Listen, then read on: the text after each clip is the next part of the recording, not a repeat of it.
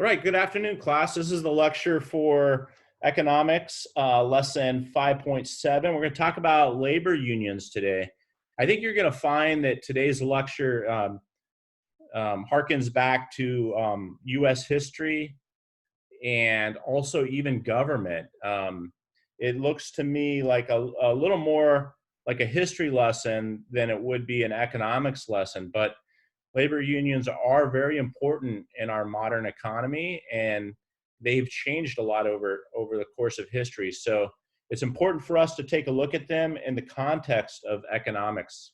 You should see my screen here, my slide with a picture that looks like it's a little bit dated, like not exactly the year 2000, whatever. It's a little bit older. Can anybody guess what year this might have been? Of the years like around 1912, 1920, because I remember in 11th grade in English, we read the novel The Great Gatsby, and it was like around that time zone, and they would use like fancy clothes more at that time. Well, back here, you could see there's probably 50%, maybe 40% of the men in this picture are wearing hats, but they're not ball caps, right? These are different kinds of hats. Um, and if you know anything about the way men used to dress, there was a time period where you if you went outside, you were supposed to wear a hat. I don't know what happened to my screen, but do you guys still see the PowerPoint? I think it timed out on me. I think I'm talking too long. But um, so my point is that this is during the time where men wore hats. And what we know from history is in the 50s, 60s, 50s, they wore hats. In the 60s, you see them dropping hats, right? Most people started not wearing hats. And then in the 70s, almost nobody was wearing hats. So this is before the 60s. So, and we know it's after the 20s. And actually, we'll find out exactly what the date is as we go on this picture. But the sign that they're holding, this is a union sign, right? Workers of America, United. These are some clues that you're gonna be able to look at it. And if you see United Workers of anything, you pretty much know that they're talking about a union here. So today's lesson, we're going to explain the American workers have why they've formed unions, summarize the history behind the labor movement, analyze the reasons for the decline of labor, the labor movement, and explain how labor and management negotiate contracts today. Some key terms: strike. Do you guys know what strike means? Yeah, when the people, like the employees, want more benefits or higher pay, and the boss doesn't give it to them, and they go on strike by not going to work and like demanding what they need or want. Excellent. Yeah, exactly. It's a work stoppage that's used by workers and unions in particular. Right to work laws are laws that were passed to allow workers to not be in unions and to be able to work with, if the union went on strike, if you wanted to go to work, you could still go to work. And that's why I think this lesson talks. We've seen the history that comes through, but when we get to government too, when we think about the First Amendment and the rights of individuals, I think we see that come through in the right to work laws, where the government has said you can't force a person to be a union member, right, and to go on strike. They have their own rights as individuals. Blue collar workers are workers who work for hourly wages, and they usually work outside or in laborious conditions, factories, um, and working with their hands. White collar workers, on the other hand, are usually professional workers that work indoors, or clerical workers that work indoors, and they're usually salary, so they're not paid by the hour. Collective bargaining is how the unions negotiate with companies.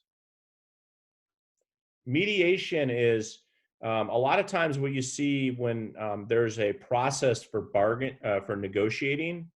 You see words like mediation and arbitration. Those two last words, mediate. They're both similar, and they both are similar because you're talking about bringing in a kind of a neutral party or an objective party that to help you negotiate. So mediation, when the workers and the company can't come to an agreement, a person would come and try to work out the differences and help the two sides come to an agreement.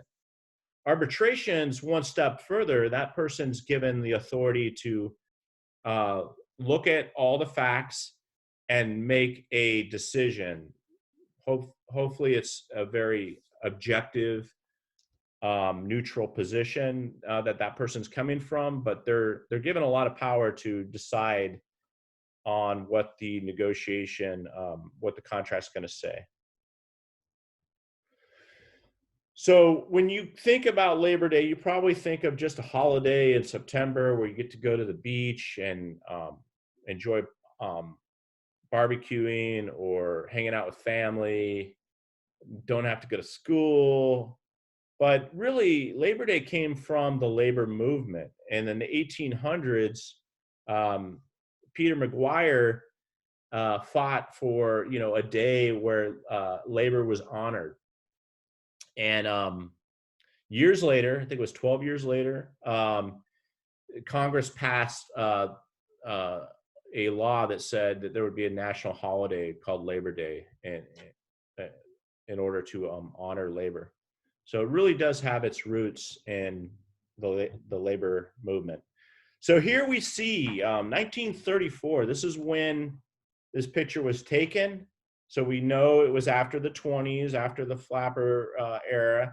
The cars, if you study cars, you would be able to tell that these are 1930s vintage cars, maybe late 20s,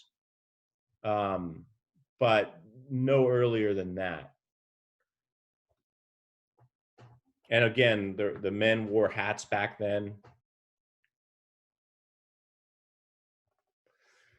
Here we see a decline of labor membership and or union membership in the private sector. And the key word there is private sector. So we're talking about private companies, right? We talked about in previous lessons, corporations, sole proprietorships, partnerships. All these are private companies, even nonprofits, right? They're all private companies as opposed to being government run or public entities, right?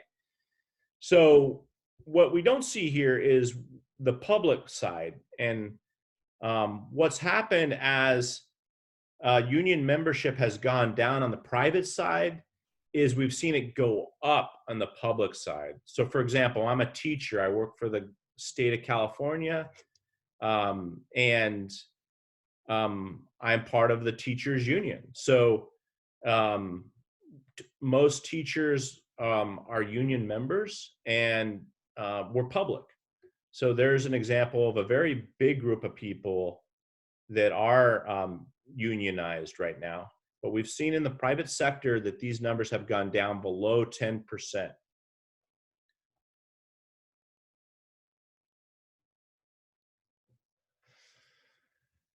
It's taken over a century for the labor movement to kind of get to where we are today, right? There's been a lot of different struggles, and the pendulum has swung, in favor of unions at times, away from unions at times, and it all started. Well, you can trace back some labor. Some examples of organized labor, people trying to organize labor before the 1800s, but really it started at the Industrial Revolution. When we saw children in factories working long hours, remember that from history classes, and unsafe conditions, right? You see these gears in the background that could just imagine if you got your arm stuck in there, you know, just rip your arm off, right? Um, and we saw dangerous conditions, long work days, and we saw child labor where these children should be in school, right? And yet they were working in the factories. And that's where we saw the modern labor movement kind of emerge. And here's a timeline of the different events that happened. And you can see some of these, the pendulum is swinging in the favor of labor, and sometimes it swung in favor of companies. Can you see on this timeline where maybe it changed? Like, let's take a look at the first couple things. Okay, the courts halt the Pullman Railroad strike. You know, at the beginning, they thought that striking was illegal. It was illegal, and the view of the companies and the government, and it really had to be um, uh, it had to be approved by the government as a means um, to protest. And that happened, as we see, let's see, in 1969, Knights of Labor. These are basically people fighting for labor rights, right? They were founded. And then we see the courts halt the strike of the railroads. And you can see in that picture right there that you got the workers on the right and you got the company businessmen on the left, and maybe law enforcement on horseback, right? Um, and then you see in 1910, you see the strike by the ladies' garment union, and they win some pay gains, shorter work days. So somewhere in between the Pullman strike and the garment strike, striking became more acceptable, right? And then the Triangle Fire in 1911, that was a terrible fire of a garment factory, of a textile um, factory, and you see this fire, people, you know, people die, and the government, the citizens and the government demand, you know, some changes, right? And you see um, in 1932, you know, you see a change in favor of the workers, and this is the Norris LaGuardia Act that outlawed yellow dog. Yellow dog is basically a derogatory term. Yellow it used to mean like coward, like you're scared, you're a scaredy cat, coward.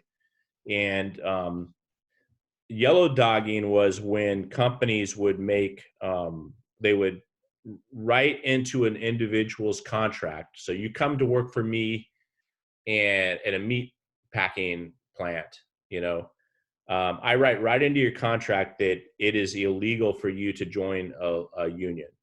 If you join a union, I can fire you. Like, you agree not to join a union. So it was where companies had this immense power to basically tell people what they could and couldn't do.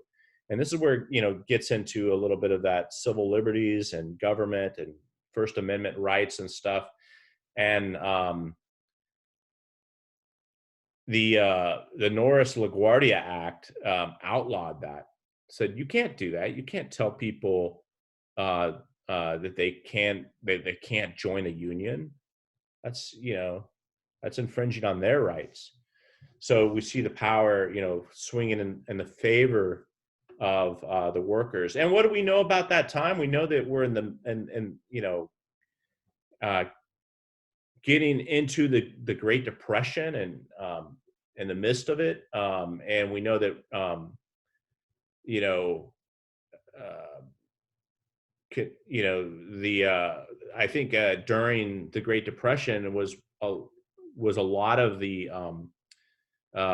emphasis on workers and protecting workers, and you see Democratic administrations come in, like FDR, and you see a lot of the pendulum swinging in favor of workers' rights. You know, Wagner Act gives workers the right to organize. So the LaGuardia Act says that they can join a union, and then the Wagner Act says, yeah, and workers can organize those unions. In 1938, you see the Fair Standards Act creating a minimum wage and banning child labor. So all through the 30s, right, the Great Depression's roaring on, and you see these gains by workers. And then in 1947, you see the pendulum take a swing, a little swing back.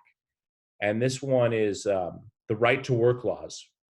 You know, when unions got so powerful that that they were requiring their members to not go to work, and when it infringed once again on the individual's rights, you saw that Congress take action and say, nope, you can't tell a person that they can't work. That's against the Constitution. And then in the 1960s, all the way up until this time, not till 1962, farm workers weren't included in the labor movement. And in 1962, you see,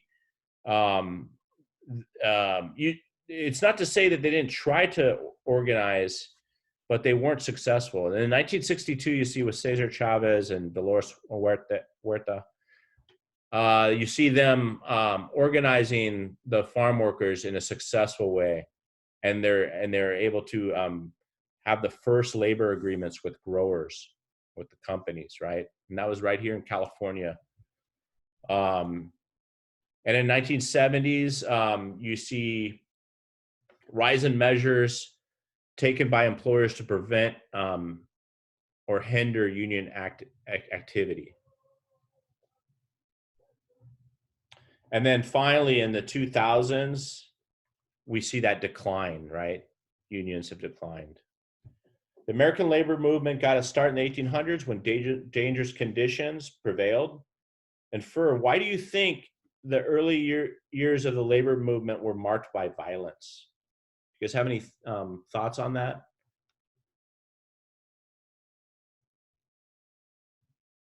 Oh. What's that? No, I don't really. No. No, you don't know why? Yeah. In what years? Well, in the early years, like if we look at this timeline, if we look at the 1800s, and you look at that Pullman railroad strike, and you look at those two groups, they're kind of facing off, right? Could you see that getting into a violent situation? Yeah, because like back then there wasn't that much rights to protect, and like the unions weren't like respected or like known as a thing back then. Okay, yeah.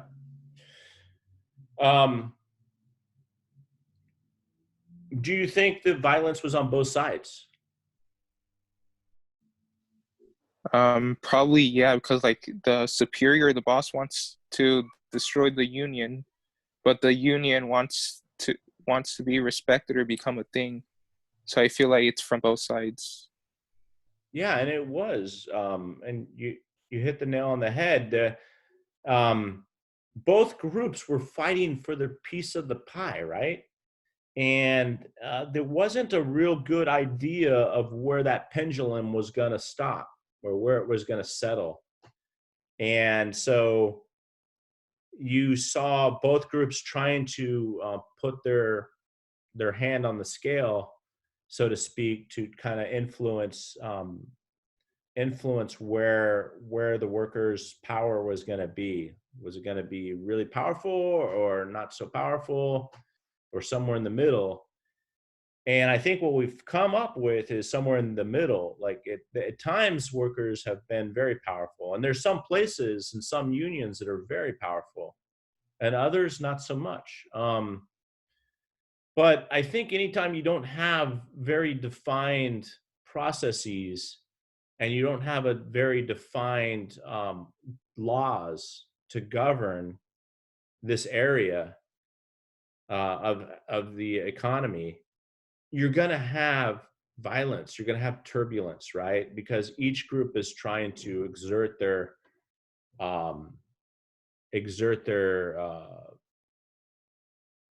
what they want to get done, their agenda, and they do that by legal means, and I think both groups do it by illegal means, as long as they don't get caught. And we see that's the labor movement had a lot of violence on both sides. The decline of the membership. We know I talked about the private sector jobs have kind of there's not so many. There's less. There's 8%, I believe, is what we're at right now in terms of union membership.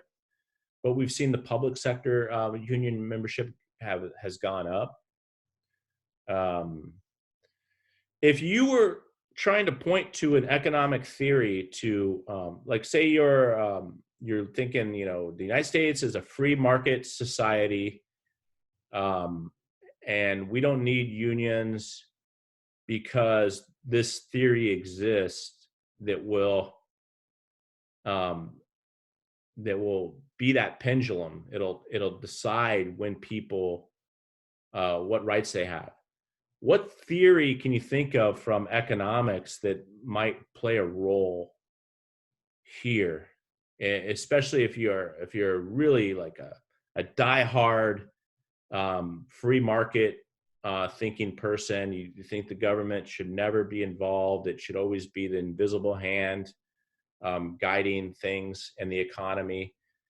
What theory from economics would you point to and say, we don't need unions because we have this theory?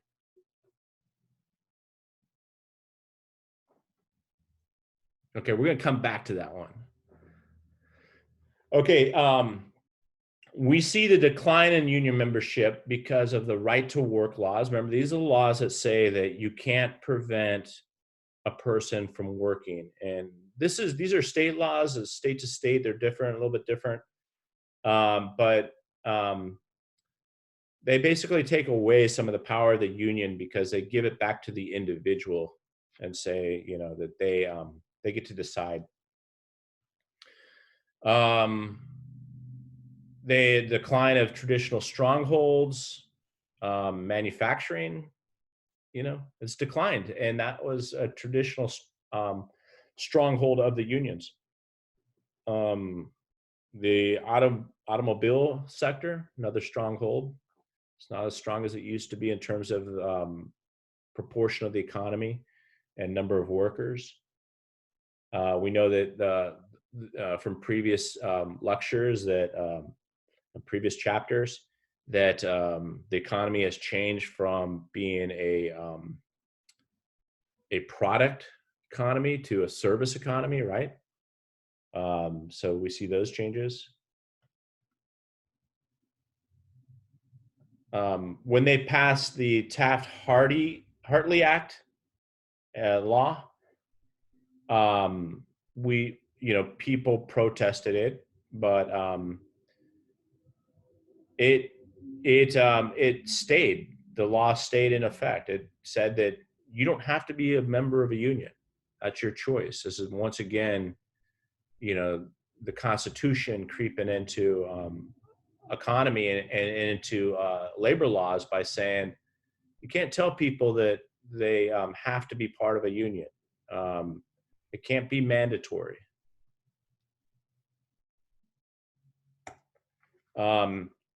Here's where we see, I talked about the manufacturing or products, that has gone down. So yes, membership is going to go down. So based on the pie being all economic activity, we know that service sector has gone way up, right? So it would make sense that the number of percentage of union memberships would go down in manufacturing as well. But if your work area takes a vote to unionize and everybody says, or the majority of the workers who vote say, yes, we want this union to represent us, then that union is going to represent all the workers that are part of that group, right? If it's the auto workers in GM, General Motors, that union that gets elected or is elected to be the representative union for those people, even if you decide not to join the union, that union is still going to negotiate for the auto workers, even if you're an auto worker, because the majority has voted to have that union negotiate. And why do they have unions negotiate instead of individuals? Well, in most cases, if workers pull their money together, now they can hire fancy lawyers just like the company has their fancy lawyers, and they can spend some money to donate to political campaigns just like companies can spend money to donate to political campaigns. So it puts them on a level ground in terms of negotiating with the company, instead of just one employee who is not going to have the same type of influence with government or business.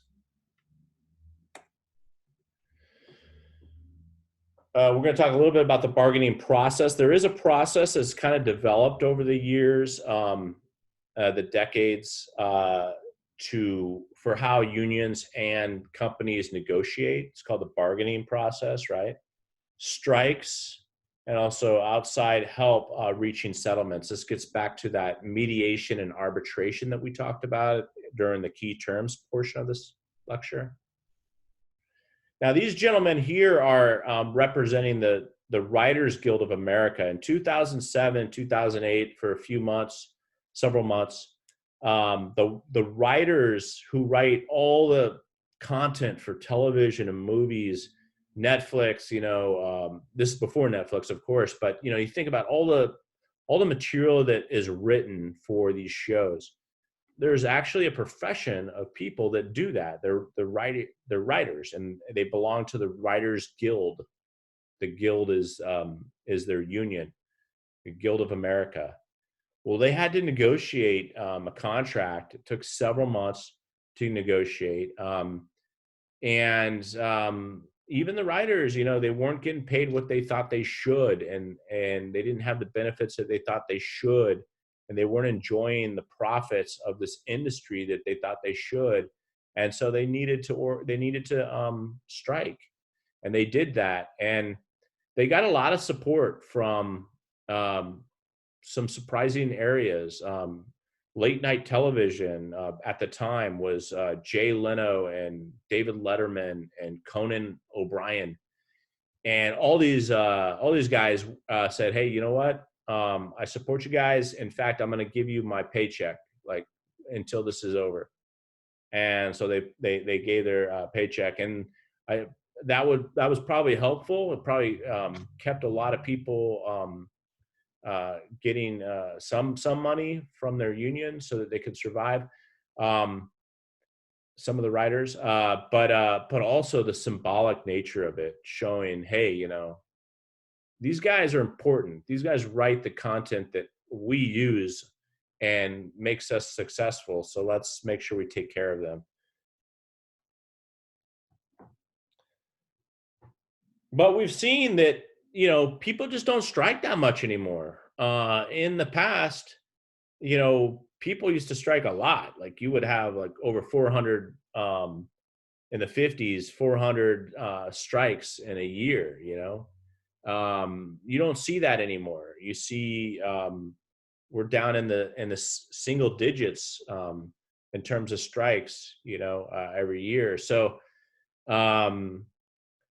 do you have any theory? Do you have any? Can you think of any reason why we don't strike as much anymore?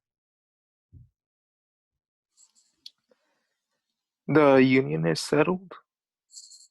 Yeah, well, you think about the unions, right? And they're pretty much settled, right? And it's about process, right? We have processes, right? People know if they're going to unionize, they probably have already unionized already, or there are some areas that will unionize that aren't unionized, but there's enough unions out there that it kind of dictates a little bit what the working conditions and pay are going to be. And so even if you're not a union place, if you go too far down from, say, the pay, then people are going to choose not to work there. They're going to go find a union job, or they're going to organize. But a lot of that's been settled out already. And then another process that's already been settled out is the bargaining process. So unions that have been operating, they know how to negotiate. Like when their contracts are coming up, like they know, okay, let's go get our lawyer or lawyers, more than one of them, and let's start the process. We know the process. And so following the process, and especially if you have mediation and arbitration written into the process at the end, if you can't come to an agreement, your mediator will help you come to that agreement. And if you've decided to go with arbitration, then it's going to be solved, right? Somebody's going to make a decision. But all that stuff has been kind of more well-defined. It's not totally defined, but more well-defined. So the processes are working and there's less reason to strike, I think. And that's pretty much it.